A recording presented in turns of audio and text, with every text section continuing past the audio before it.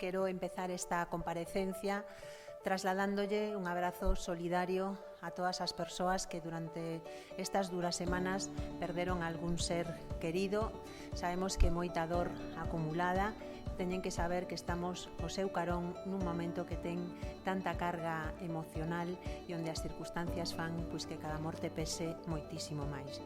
E quero tamén enviar palabras de forza e de alento a todas e cada unha das persoas que se enfrontan aínda á enfermidade, ben sexa en hospitais, en residencias, nas súas casas. Teñen que saber que estamos nun momento de esperanza, onde cada vez son máis as persoas que se recuperan, e como non enviar palabras de recoñecemento e de orgullo a todo o persoal que traballa na sanidade, tanto o persoal de limpeza como ao personal sanitario que está facendo un esforzo ímprobo para dar o mellor de si mesmo, para cubrir as carencias do sistema sanitario e para garantir o máis importante, e que as persoas enfermas reciban a mellor atención posible e coa maior humanidade.